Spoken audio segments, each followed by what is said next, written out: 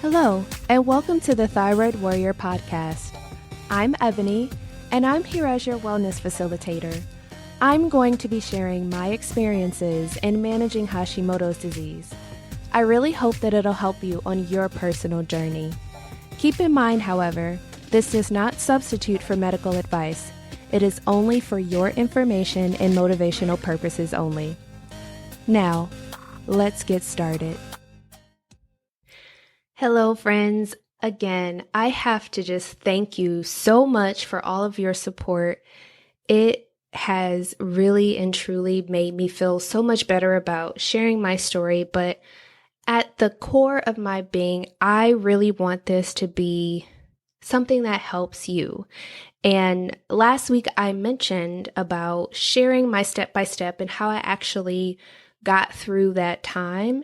So I want to make sure we go ahead and dive into a lot of those details. So I was very, very sad for at least a month. I didn't eat, I didn't sleep. All I wanted to do was just make things work. And all I kept saying was, this was where I failed. These were my flaws. These were my problems. How can we make this work? And once I finally realized that it just wasn't going to happen, so I had to adjust my way of thinking. And I want to share with you 6 things that I did. And the first one is kind of a combination of things, but I did all of them at the same time. And that is practicing my affirmations and just valuing who I was as a person, because I realized that the only person that I can change is myself.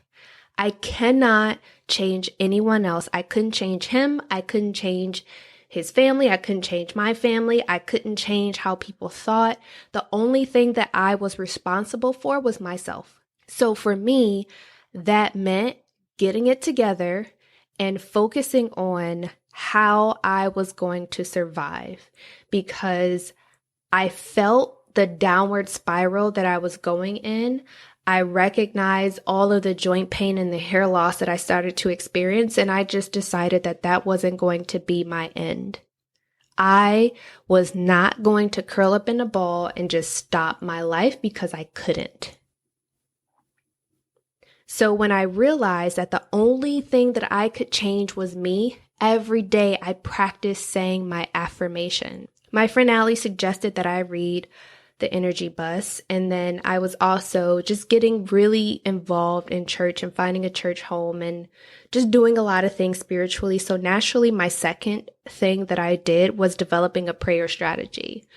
And for me, I've always been someone that has had a strong belief system, but I realized in my marriage that both of us weren't equally yoked in that way. And it wasn't that he didn't believe, but we just had 2 very belief systems. We had different ways of how we approach life, and our outlook was very different. And I am naturally an optimistic person. So for me, it would be challenging to encounter certain struggles with him, because I would say, all right, well, this is the situation. It is what it is. How do we move past this? Because I know that we can. And I always found a way, regardless of whether or not I had to take out a loan or go work extra hours somewhere else or do anything, or, help out a little bit more with my family. Like, it just didn't matter. I'm always just made it work because that's just how I'm wired. And I realized, however, that with this, I wasn't wired to just give up or quit. So the only thing that I knew to do was pray.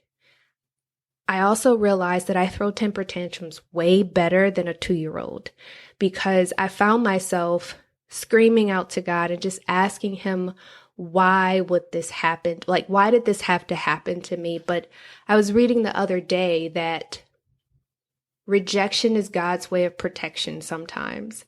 And the more I process through it, the more I realize that there are so many things that I have to be grateful for. And shortly after moving out and just being on my own, so many good things started to happen to me. And it made me wonder, what was our relationship blocking a lot of the blessings that started to happen for me, or the doors that were opening? I'll never know, but I was very grateful because no matter what happened, every time I went to God in prayer, more and more started to change for me and things just started happening. And I have to talk about that because you guys also know that during this time, we found out about my dad having multiple cancers. And as if dealing with the divorce or separation at the time wasn't bad enough, then we have my dad's sickness. Then my mom was sick, and I had strained relationships and things were just changing, and it was just one thing after another. And I'm like, dude, I don't know what you got going on up there in terms of a master plan, but right now, this sucks. And I'm not living my life like this. Like, I can't. So I made up in my mind that we were going to have a conversation every day, multiple times a day if I needed to, because I was like, oh no, brother, I can't do this. So I'm going to need you to help me figure this out because I can't do this by myself. The third thing was rule number 2 from the energy bus, and that is desire, vision, and focus. And I needed to be able to focus on the good so that I can get through this situation. And as I said, for step 1 was I had to realize that the only person that I could change was me. And that is what I worked on. I worked on being positive. I worked on being nice, even when I didn't want to be nice. I identified my flaws and where I went wrong. And that's something that my mother definitely raised us with, is you don't go and tell on someone else until you've told on yourself. It starts with you. You need to take responsibility for the things that you've done and the actions that you've taken, especially if they hurt another person. So I had to own up to that. And I went to him and I said, these are all the things that I did wrong. I went and I asked my loved ones about certain situations that I may have shared with them in the past. And I said, I want your honest answer. What did I do wrong? And trust me, they had no problem telling me. They still don't have any issues telling me what I do wrong and what I've done wrong. So I had to acknowledge my role in it. And again, if he accepted it, that was fine. But if he didn't, I had to keep going. And I practiced that day in and day out and just being nice, even when I didn't want to be, even when I could smell the cologne that I knew that I had bought while he was going out the door to have fun. I have to acknowledge that I may or may not have thrown that in the trash during that time. But yeah. And even I had some people saying, well, you should have did this and you should have done. I'm like, no, that's only going to make me look crazy. And second of all, that's a waste of time, a waste of energy that I do not have. And what good is that going to bring me if I harm him or trash something? That's stupid. The fourth thing, again, coming from the energy bus, was fill your ride with positive energy. On the days where I did not want to smile, I smiled anyway. I said, if these little muscles in my face can just trick me into believing that I'm all right, so be it.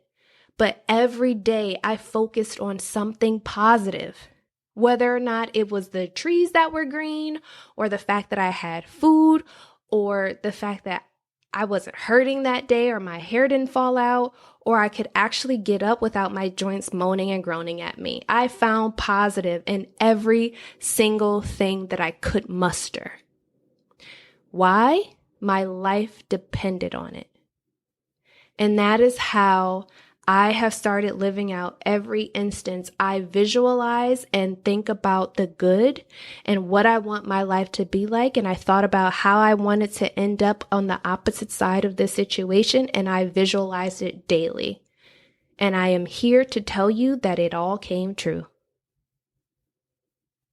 So if you are going through a difficult situation, what I want to tell you in this moment is that you can do it.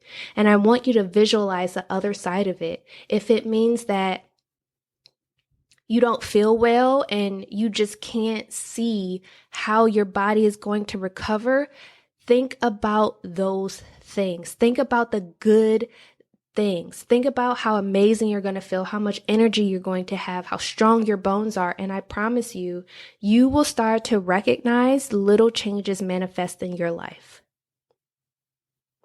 The fifth thing is journaling. I wrote down all of my thoughts, and I had to really concentrate on getting it all out. And sometimes I didn't want to talk at all. Sometimes I didn't write. But it helped to get those feelings on paper. And I'm grateful because I have the evidence to see where I was and to be able to view how far I've come, because that positions me with an attitude of gratitude, which again is such a wonderful place to be in. And I covered my wall with affirmations. I covered my wall with my vision board and everything that I could possibly think of that would bring me joy. And every day I come into this room and I realize how many wonderful things that I have going on in my life. And I've looked back at my journals and recognize how much pain I was in and how much suffering I went through. But at the same time, I'm so glad I did it because, again, I can see how far I've come. And a lot of this I'm going to be adding to my course, but the last thing is community. I surrounded myself with a women's group at church. You guys were everything to me during this time. And thinking about you helped me to focus on the good things, and it helped me to keep going. And your messages that I would get, you had no idea what I was going through, but the fact that you would send me messages or even interact with me just made me so happy. And that is why I'm starting to realize how important it is for me to create something like that for all of us that are in this space, and for those of you that listen to my podcast, because again, I've said it time and time again, you're not alone, but you really aren't. You have me as your support and as someone that loves you and cares about you, and I want you to understand that. I want you to know that when you send me a message on Instagram or Facebook, like, I respond to them because you matter to me. And I believe in you, and I know that you are capable of being well and healthy and happy. So as a recap, the 6 things that I talked about today was just practicing affirmation and valuing who you are. The second was developing a prayer strategy. The third was focusing on the vision that you wanted in order to move yourself forward. The fourth thing was just fueling your ride with positive energy and thinking about the good, visualizing where you want it to be. The fifth thing was journaling. And lastly was creating a community. I hope you guys recognize how special you are, because I do.